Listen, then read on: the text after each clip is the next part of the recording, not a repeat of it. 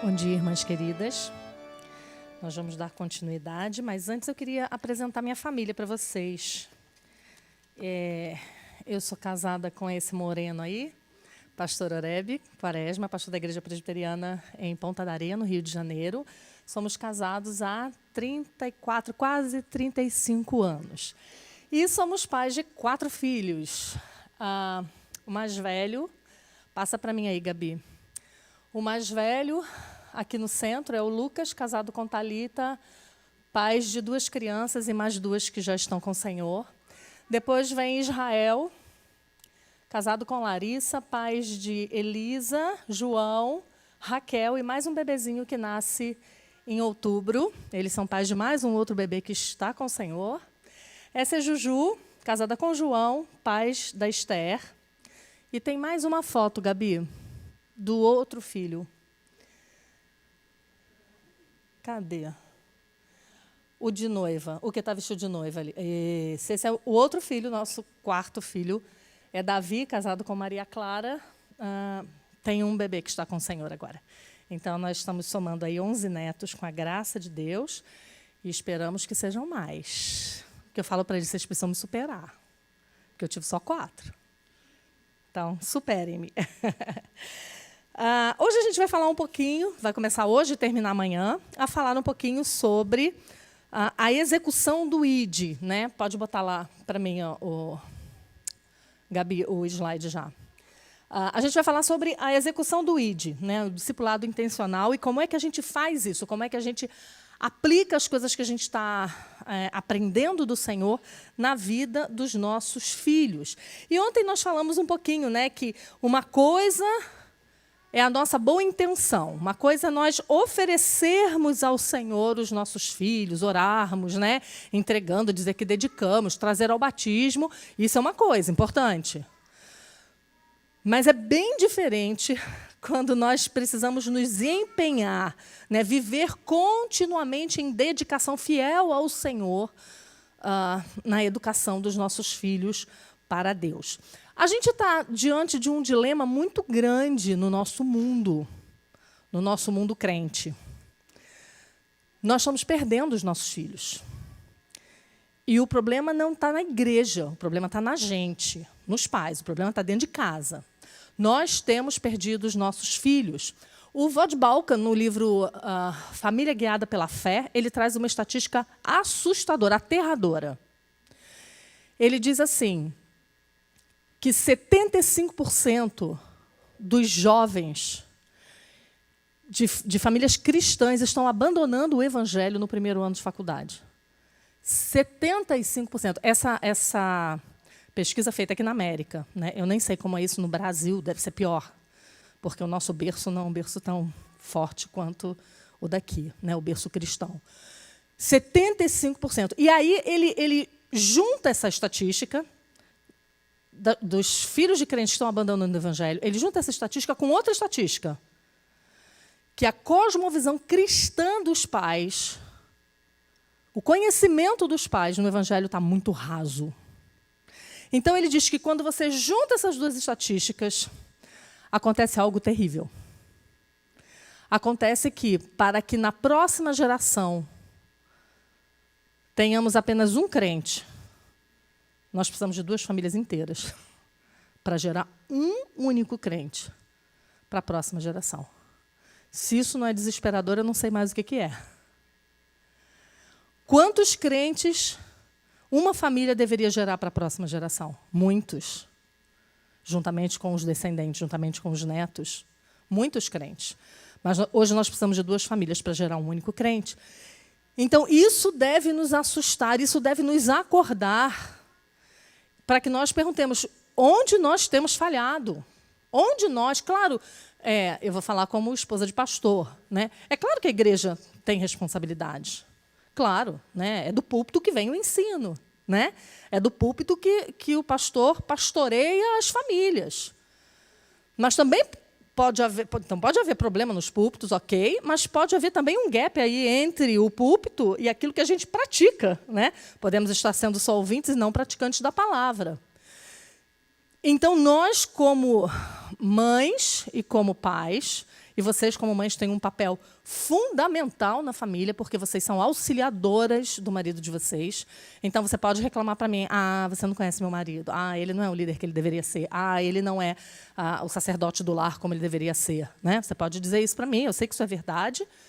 Mas está nas nossas mãos, como esposas sábias, auxiliá-los, inclusive, nas deficiências e nos pecados deles. O problema é que, ao invés da gente auxiliá-los, a gente só reclama, murmura. É a mulher rixosa, é aquela que só sabe tecer críticas, né? Parece até que nosso marido não tem nem qualidade, né? De tanto que a gente busca os defeitos deles. Então, a nossa obrigação é ajudar a acordá-los. Eu lido com muitas mulheres ao longo do ano, converso com muitas mulheres, e uma queixa grande que elas fazem para mim é: o meu marido só trabalha. Ok, ele é o provedor, ele tem que trabalhar mesmo. Mas ele também precisa reservar um tempo para o culto doméstico, né? A gente vai falar disso amanhã. Precisa reservar um tempo para saber como é que está a vida espiritual da família. E muitos deles não fazem. E o que as esposas fazem? Reclamam e se tornam hostis a eles. Consequentemente, eles se tornam hostis a elas. Então, esse não é o melhor caminho. Precisamos ter sabedoria para, como esposas, ajudar a trazer o nosso marido para o nosso lado. Então, se você está lendo um livro que ele não leu, faz um resumo para ele do livro. Se você lê um artigo que foi importante, reduz o artigo para ele. Se você ouviu uma pregação que impactou a tua vida como mãe, senta com ele, ouve com ele, bota no carro, né, enquanto vocês fazem uma viagem. Ajuda. Seja a auxiliadora, sem tentar ser a mãe dele. Porque quando a gente tenta ser a mãe dele, a coisa fica ruim. Né? Então, nós temos um glorioso chamado. Né? E por ele ser um chamado tão glorioso, nós vamos responder por ele. E algo que tem que ficar na sua mente, cravada, é: os seus filhos não pertencem a você. Os seus filhos pertencem ao Senhor. Você é apenas mordomo. E não é assim quando a gente lida com as coisas dos outros. Quando você pega um carro emprestado, você não tem muito mais cuidado com o carro, porque o carro não é seu. Se baterem no seu carro, se estragarem o seu carro, você se vira. Mas se o carro é do outro, você teme. Então, nós precisamos estar com os nossos corações diante do Senhor, dizendo a Ele: Senhor, eu sei que eles não são meus. Me ajuda. Tem misericórdia de mim. Não deixa eu fazer do meu jeito. Porque eu tenho a minha teoria, você tem a sua, ela tem a dela. Cada um tem uma teoria de criar filho. Cada um de nós tem as suas próprias ideias sobre tudo. Sobre como gastar dinheiro, sobre como a sexualidade no casamento deve ser, sobre como a igreja deve andar. Cada uma tem a sua opinião. Mas a gente não vive por aquilo que a gente pensa. A gente vive por aquilo que a Bíblia diz. Por aquilo que a palavra diz. Então, nós precisamos voltar os nossos olhos para a palavra, porque os nossos filhos pertencem a Ele. Pode passar para mim, Gabi, por favor. Arthur W. Pink, acho que ficou pequeno, né? Acho que vocês não vão conseguir ler. Eu vou ler bem pausado para vocês não perderem nada. Arthur W. Pink diz assim: muito seguramente Deus lhe pedirá conta de seus filhos, pois são dele. E o Senhor apenas os deixa aos seus cuidados. Seu dever não é fácil, especialmente nesses dias superlativamente maus. Sabia de nada, né? Porque Arthur W. Pink é, sei lá, acho que é do século XIX, ou comecinho do XX. Mal sabia, né? O que é tempos superlativamente maus. Contudo, se fiel e sinceramente buscada, a graça de Deus será achada tão suficiente nessa responsabilidade quanto nas outras. A Escritura nos dá regras a seguir, com promessas para delas tomar direito, e pode-se acrescentar com terríveis advertências para que não tratemos o assunto como sendo de pouca importância. Então, a Bíblia ela é farta. Deus não nos deixou a nossa própria sorte na criação dos nossos filhos. Não deixou. Ele não deixou a gente fazer aquilo que dá na telha, aquilo que mamãe fazia, vovó fazia, titia fazia, aquilo que as artistas globais fazem. Não, ele nos deu uma linha de ação bem definida nas Escrituras.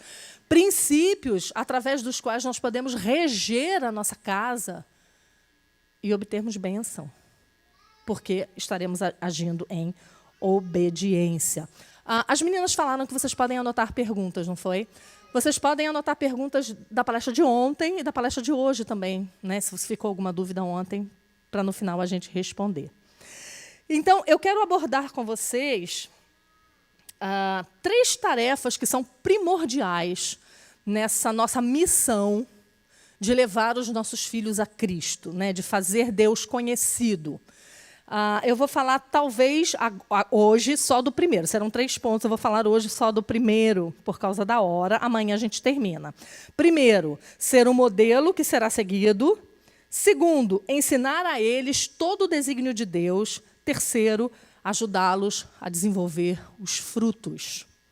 Então, vamos lá. Primeiro ponto, ser modelo a ser seguido. Os pais sempre mostram o caminho, seja esse caminho qual for. É isso que Provérbios 22:6 vai nos ensinar. Ensina a criança no caminho em que deve andar, e ainda quando for velho, não se desviará dele. Esse texto não está falando de qual caminho. Ele está falando de um caminho. Ele está falando que, seja qual for o caminho que você ensinar a seus filhos, ele vai seguir por toda a vida. Você vê isso nas coisas mais bobas. Eu sou amiga de um casal em São Paulo que ama café. Ama café. Eles não sabem sentar para conversar sem uma garrafa de café. E qual não foi minha surpresa, quando um dia a filhinha deles, de 3 anos, acabou o almoço e ela passou por nós e disse: "Quer um cafezinho, tia? Mamãe faz um café para a tia." 3 anos. Com 3, meus filhos não me pediam café. Por quê? Porque nós não gostávamos tanto. Hoje a gente gosta mais, mas na época a gente mal tomava. Mas aquilo ali foi incorporado na vida dela de um jeito que ela nunca mais vai largar o café.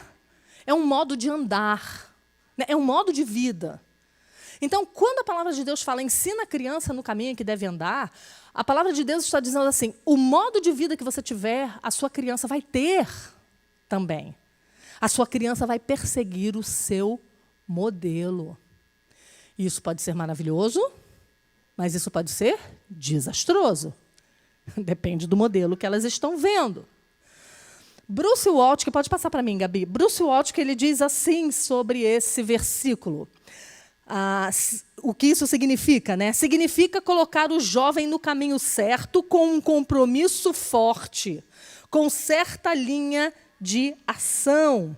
A dedicação acarreta um treinamento contínuo. E, uma vez que ainda é educável, a dedicação deve ocorrer enquanto ainda há esperança. Então, não é apenas colocá-lo no caminho, não é apenas mostrar para ele como é, mas é fazer isso de forma intencional.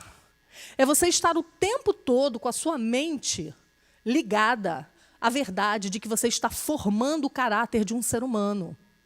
E não apenas formando o caráter de um ser humano, não é só isso, é mais do que isso. Você está forjando a imagem de Cristo ou não. Ted Tripp, ele fala que toda criança já nasce um adorador, porque nós temos essa marca em nós, né? Deus nos criou assim. Toda criança nasce um adorador. Ele vai adorar ao Deus verdadeiro, ou ele vai adorar a qualquer outra coisa. A ele mesmo, em primeiro lugar. Então, nós precisamos aproveitar essa semente religiosa, né, que os teólogos chamam, para ensinar os nossos filhos a amar ao Deus verdadeiro e a servir e a se dobrar ao Deus verdadeiro, né? Então, nós devemos ter uma linha de ação a seguir. Nós devemos ter um compromisso forte com isso. Nós devemos ter em mente aquilo que por onde nós estamos caminhando e que caminhos nós estamos traçando com eles, né? A gente vai falar mais um pouquinho disso à frente, né? E temos que fazer isso enquanto há esperança, enquanto eles são maleáveis, enquanto eles são educáveis. Você já viu um broto? Um brotinho nascendo? Ele vai para um lado, ele vai para o outro. Quando ele cresce, ele se torna uma árvore. Não dá mais para você incliná-lo. Então, enquanto nossos filhos são maleáveis, enquanto eles nos ouvem, não é? Que para toda criança de 3 anos, papai e mamãe têm sempre razão? Aos 15 já não é bem assim. Né? Então, a gente tem que aproveitar essa janela da oportunidade, né, para incutir neles o conhecimento do Evangelho. Né? Então, os nossos filhos precisam estar conosco no caminho. Nós somos o exemplo dele. Não adianta a gente dizer para os nossos filhos, vá por esse caminho, e eu não vou por esse caminho. Né? Como a gente disse ontem, obedeça a mamãe, respeite a mamãe, e você não respeita seu marido, e você é agressiva com ele, você é grosseira com ele, é assim que seus filhos vão ser com você. Ou quando você diz ao seu filho, não grita com seu irmão, né? Mas como é que você fala com ele? Não grita com seu irmão! Como? Como ele vai aprender a não gritar com o irmão se a mãe dele grita com ele? Né? Então, nós somos aqueles que são o exemplo. E nós devemos estar no caminho com ele, caminhando junto com ele. Pode passar, por favor. No livro Discipulado Familiar, que eu falei para vocês ontem, né, ele vai dizer isso aqui, vou ler também pausadamente. Ele diz o seguinte, que o método de discipulado de Jesus não foi planejado para ser exclusivo. Ele fala de como Jesus discipulava os seus discípulos. Não foi para ser exclusivo, mas foi para ser um protótipo, né? Para a gente olhar como Jesus fez com seus discípulos e aprender para fazer discípulos também.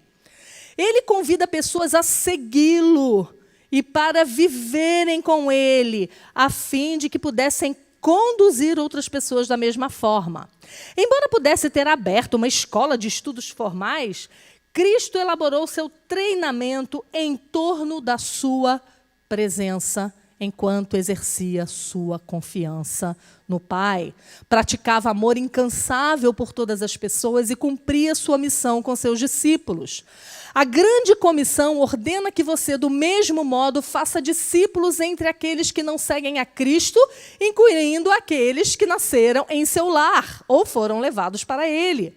Para discipular sua família como Jesus discipulou os apóstolos, pense menos em seus filhos como alunos em sua universidade doméstica e mais como aprendizes convidados para estudar e praticar a obra de Deus que eles testemunham em sua vida e ouvem de você.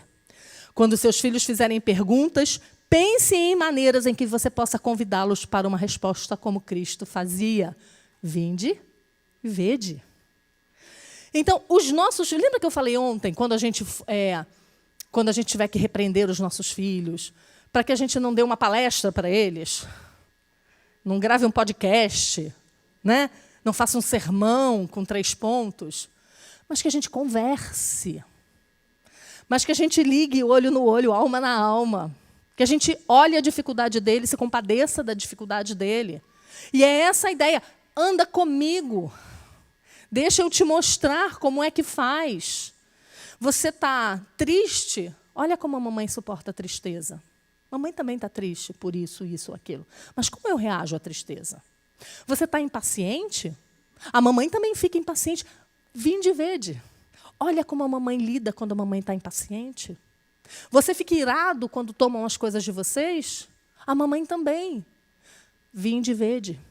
Olha como a mamãe reage quando tomam as coisas dela, injustamente. Esse é o maior aprendizado que o seu filho vai ter. Não adianta sentar horas para explicar uma coisa para ele que você não está conseguindo viver na sua vida. Não adianta, é perda de tempo. Isso não funciona, porque você é o maior exemplo de crente que o seu filho terá. Você é uma... Não queira que o seu filho seja mais crente do que aquilo que você é. Então, eu sou um crente mequetrefe e eu quero que meu filho seja um baita crente. Não vai ser. Não vai ser. Por isso é tão importante, e eu brinco com as meninas lá da igreja, né, com as mães lá da igreja, eu falo sempre para elas, quando você virar mãe, vira também uma chave. Agora a brincadeirinha de ser crente acabou. E agora a gente tem que ser crente de verdade. Porque agora tem 2 olhos, né? No meu caso tinham 8 em cima de mim, dia e noite, para saber se aquilo que eu dizia batia com aquilo que eu fazia, com aquilo que eu vivia. Uma vez, enquanto eu criava meus filhos, eu ouvi um pastor dizendo isso e eu me assustei muito, foi muito difícil para mim. Porque ele dizia, seus filhos, ok, eles aprendem muito com o que você fala, mas eles aprendem muito mais com o que você faz. Mas é pior do que isso, ele disse. Ele aprende com quem você é. E isso me deu um gelo na alma. Porque eu sabia quem eu era. Por isso que a gente precisa de graça. Por isso que a gente precisa da cruz de Cristo o tempo todo. Você não precisa fazer 10 cursos de criação de filhos. Você precisa de Cristo. Você precisa correr para a cruz. Informação é boa, leitura é boa, boas pregações são boas, mas você precisa de Cristo, você precisa correr para Cristo. Então, o seu filho precisa olhar para você e ver qual é o tipo de crente que você é. O seu filho precisa ver você amar a igreja. O seu filho precisa ver você indo para a igreja. Ou você é aquela mãe que não vai para a igreja porque está com dor de cabeça, mas para o trabalho vai. Ou você é aquela mãe que não vai para a igreja esse domingo porque está calor, no outro porque está frio, no outro porque você está com caspa, no outro porque vai um, falta 2, vai 2, falta 3. Não tem compromisso com o corpo de Cristo, com a expressão do que é a vida com Deus, que é a igreja, o culto, né? Se você não ama a igreja de Cristo, o seu filho não vai amar. A melhor maneira de fazer com que o seu filho ame o povo de Deus é quando você ama o povo de Deus. O seu filho precisa ver você orando, lendo a Bíblia, entregando seu dízimo. Isso é testemunho do amor que você tem a Deus. Ele precisa ver isso.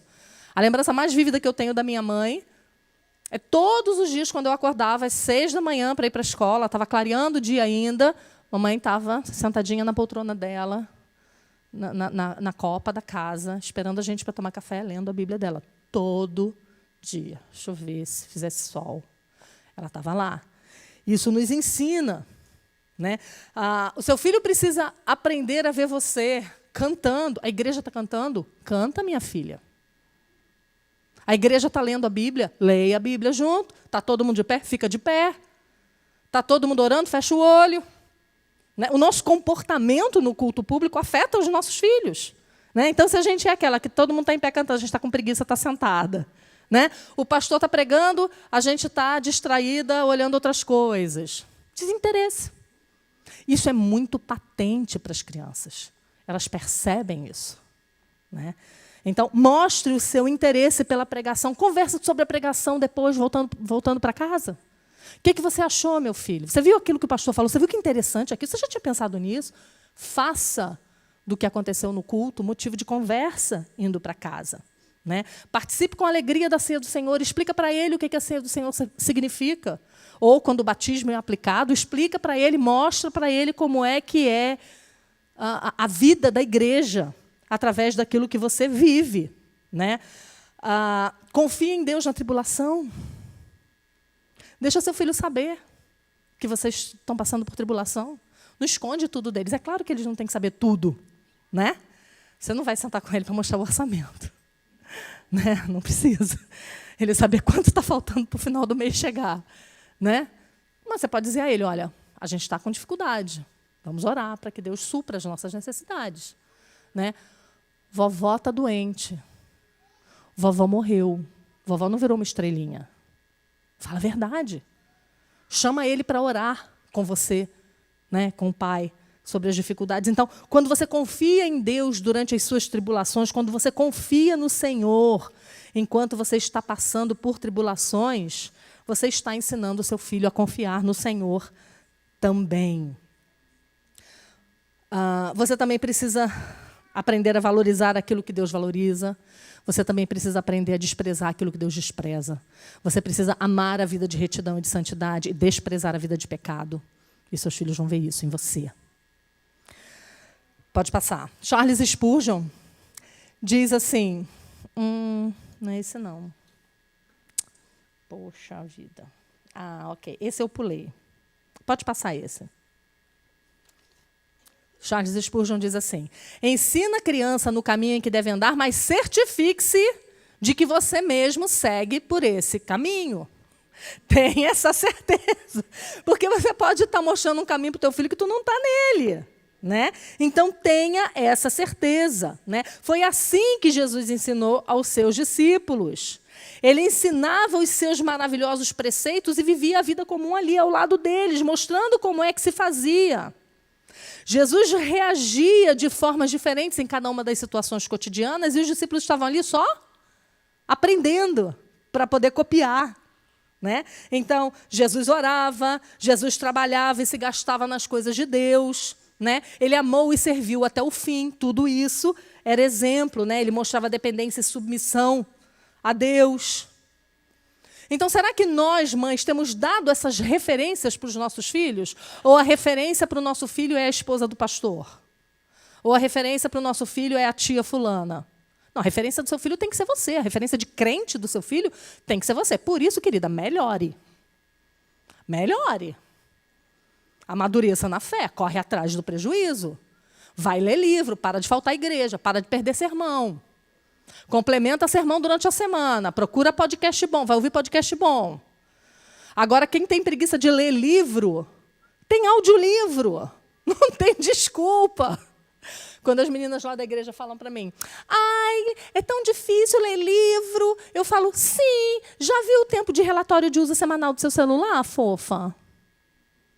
Diga quantas horas por dia o seu celular está sendo usado, e eu te digo se você tem tempo ou não para ler livros, para se preparar, né, como crente para a sua missão de mãe. Então, se nós queremos que os nossos filhos amem aquele que é a água viva, nós temos que matar a nossa sede também nessa água viva. Né? Muitas vezes a gente vive a nossa vida muito mais focada e centrada nas coisas desse mundo do que na água viva. Muitas vezes a gente se gasta mais para resolver problemas dessa terra, para ter coisas dessa terra, para viver confortável nessa terra, esquecendo que a gente é peregrino, a gente está só de passagem. C.S. Lewis diz que quando a gente lembra que a gente está no mundo de passagem, a gente não vai reclamar da hospedagem. Né? Se a gente achar que aqui é a nossa casa para sempre, não é assim quando você está na estrada? Você vai dormir num hotel? Ruim. Mas é só essa noite. Amanhã eu chego em casa, vou para a minha cama confortável. Né? É isso. O mundo é esse hotel ruim que a gente está passando. Não é a nossa casa definitiva. Então, quando a gente se agarra a esse mundo como se ele fosse a nossa casa definitiva, né, a gente perde a perspectiva da eternidade. E, consequentemente, a gente vai fazer com que os nossos filhos não tenham perspectiva de eternidade. Vivam diante de Deus como se Deus não existisse. O ateu, o nosso catecismo maior fala sobre isso, sobre o que é ser um ateu prático. O ateu prático não é aquele que diz não há Deus. O ateu prático é aquele que até admite que Deus existe, que até vai à igreja, mas diz assim, olha, na minha vida mando eu. Eu faço as coisas do jeito que eu quero, não como a palavra de Deus diz. Isso é ser um ateu prático. E isso é terrível, porque a gente está enganando, como o texto de Tiago nós lemos, né? Então, se você acha que é crente, mas não refreia a própria língua, sinto muito, a sua religião é vã. A Bíblia é muito prática.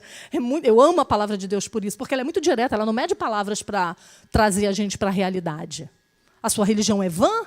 Se você não controla a sua língua, se você é fofoqueira, a sua religião é vã. É isso que Tiago fala. Né? Então, nós não podemos ter conhecimento de Deus e não pôr esse conhecimento em prática, porque não adianta nada, é pior.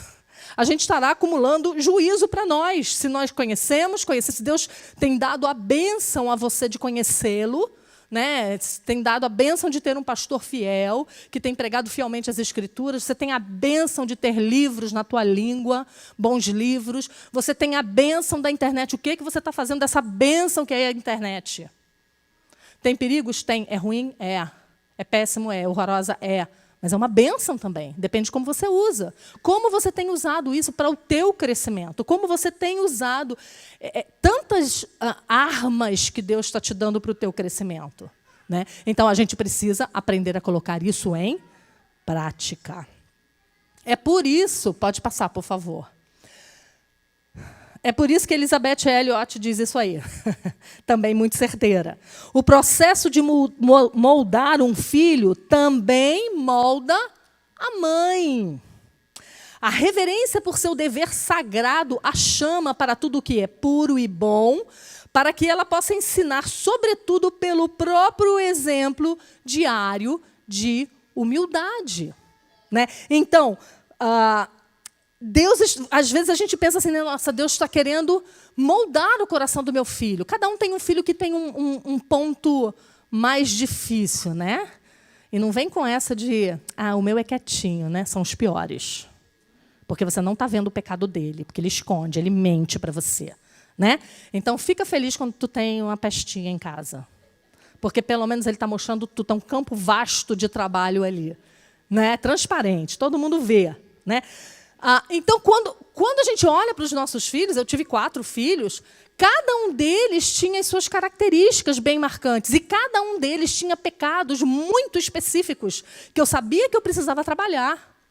Então, eu tinha que moldar o caráter dele naquele ponto específico. Eu tinha um filho que ele odiava perder. Odiava. Que ele dava ataque toda vez que ele perdia. E não queria mais jogar. E aí o pai dele olhou e disse, tu estás vendo como ele está? Eu falei, eu estou. Ele falou, deixa comigo. Deixa que eu vou moldar esse menino. O que ele fazia? Os meninos eram pequenos. O que papai Oreb fazia? Deixava sempre eles ganharem. Aí ele falou, com esse aqui não. Agora eu vou ganhar dele toda vez. Eu vou ensinar para ele como é perder, porque a vida é assim.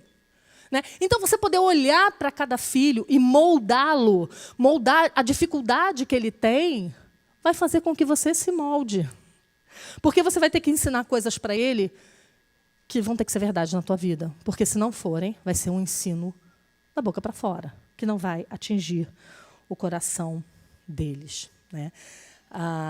Então, nós precisamos ser moldadas também por Deus. Nós precisamos ter o nosso caráter forjado. Eu sei que muitas de vocês vieram de lares não cristãos. E eu sei o tamanho do prejuízo que isso é. Porque você hoje está lidando com pecados que você não precisaria mais estar lidando se a sua mãe lhe desse o que você precisava ter naquela idade, se é que vocês me entendem. Você não foi trabalhada para isso. E agora, na vida adulta, você se depara com os teus filhos fazendo coisas que você ainda faz. Então, você precisa lutar. Né? A luta é dupla, né? É com você mesmo. Agora, pense no benefício que isso vai ser para o seu filho. Pense que o seu filho, na sua idade, vai ter muito menos dificuldade do que você teve, porque ele tem a bênção de ter um pai e uma mãe crentes, ou apenas uma mãe crente, como é o caso de Timóteo, né? Uma mãe e uma avó, né? Para influenciar a vida dele. Então, que alento é para nós, quando nós corrigimos os nossos filhos, nós pensarmos, ele vai ser corrigido agora, para poder viver uma vida mais plena depois, para ter mais habilidade para trabalhar no reino de Deus com menos agrura do que eu. Né? Ele vai ser mais produtivo no reino de Deus do que eu fui, por causa das minhas dificuldades. Né? Então, seja exemplo, deixe-se moldar por Deus. Quebrante-se. Não queira ser aquela pessoa que diz uma coisa, mas não vive. Porque isso não passa pelo olhar acurado de uma criança. Não passa. Né? Então, desgaste-se pelas coisas de Deus. Você tem se desgastado pelas coisas de Deus? Alguém disse aqui, né? Eu repeti ontem esse exemplo, que exemplo belo. Você tem sido como uma vela, se queimando todinha por causa do Evangelho? Se gastando toda pelo Evangelho? Você tem trabalhado pelo reino de Deus? Você tem trabalhado pela sua vida com Deus, pela sua vida espiritual? E o seu filho tem visto isso? Muitas vezes a gente quer que eles se acheguem a Deus, mas não ensinamos a eles que o caminho, que a porta do aprisco é Jesus. A gente não tem ensinado isso para eles. Muitas vezes a gente cria os nossos filhos em cima de regras.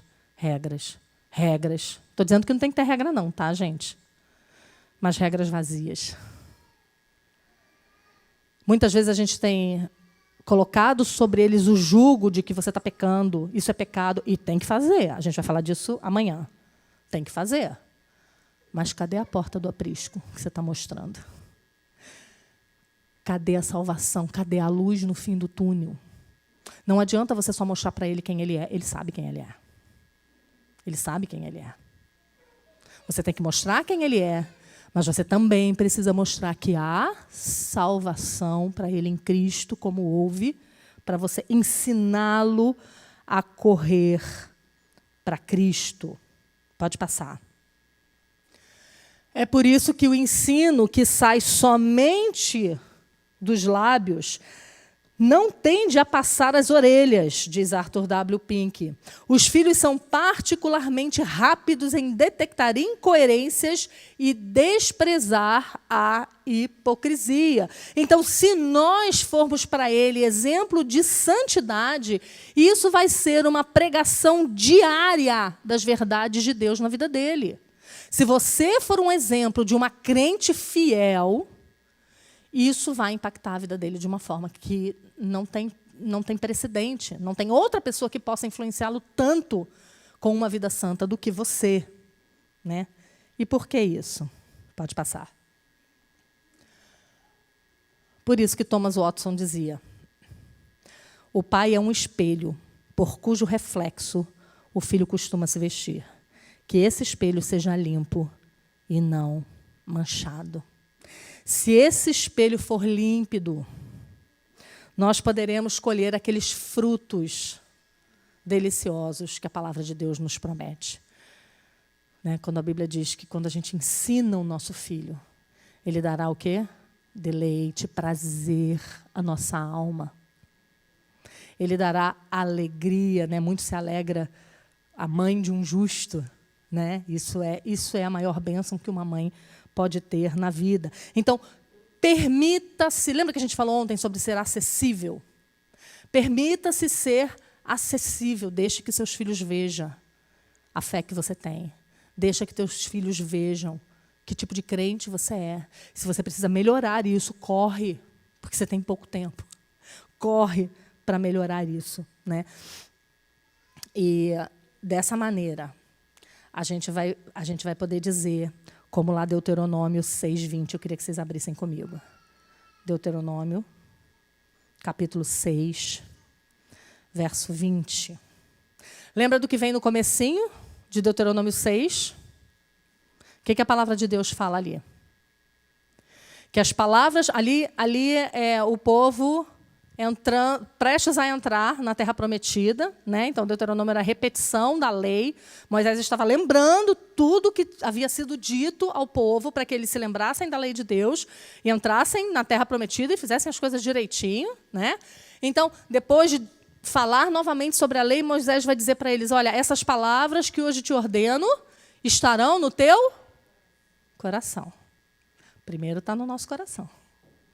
Aí depois, que essa palavra está no seu coração, tu as inculcarás a teus filhos. E aí vai dizer, e dela falarás assentado no caminho, ao deitar-te, ao levantar-te. Isso dá uma ideia de continuidade. Isso dá uma ideia de dia inteiro. Isso dá uma ideia do tempo todo.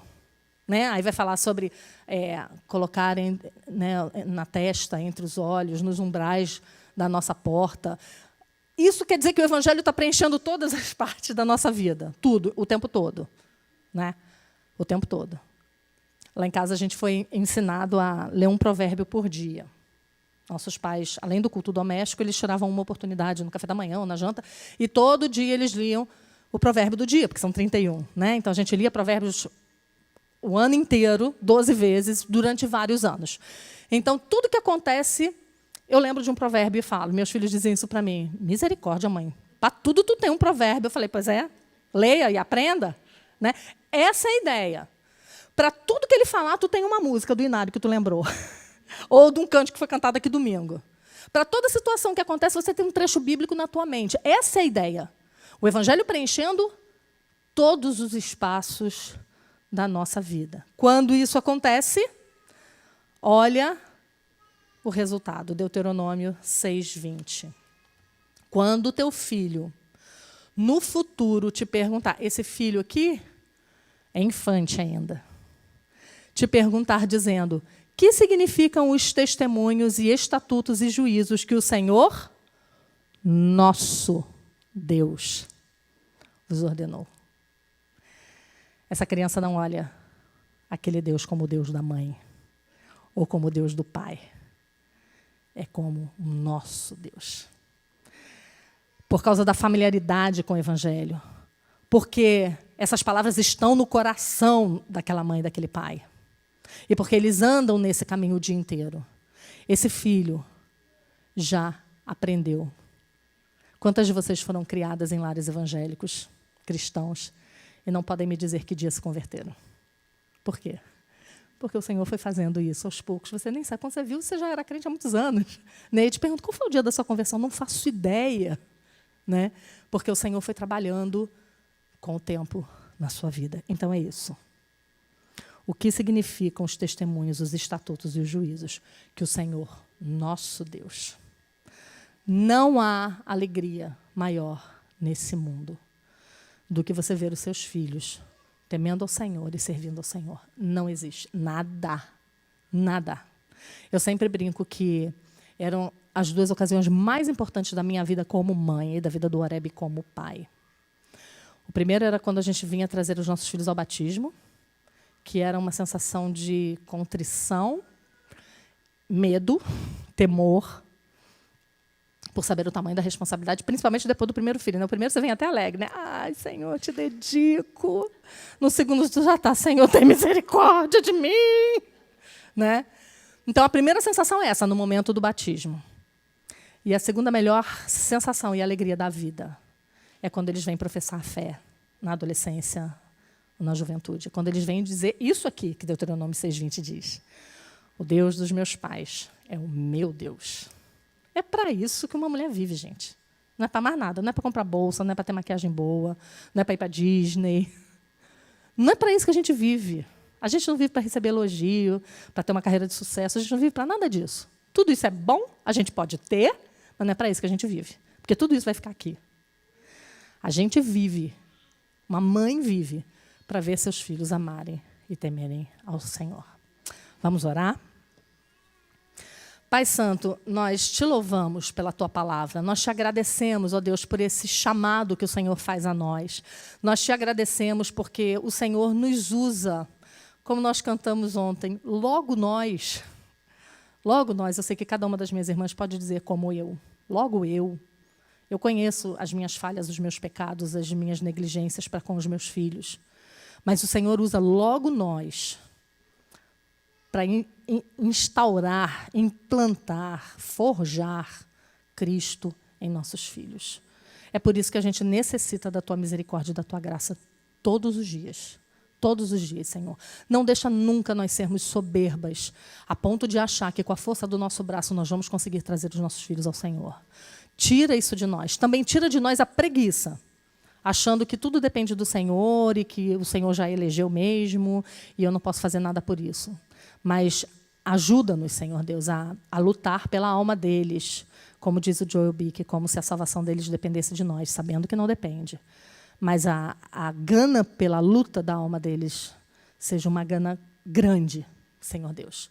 Tira o nosso sono, tira a nossa alegria, tira, Senhor Deus, a nossa alegria com as coisas desse mundo, que nossos olhos não brilhem com as coisas que esse mundo acham importante ou interessante, mas que os nossos olhos brilhem quando nós vemos um filho arrependido, quando nós vemos um filho abandonando determinado pecado. Tem misericórdia de nós, é o que nós te pedimos em nome de Jesus. Amém.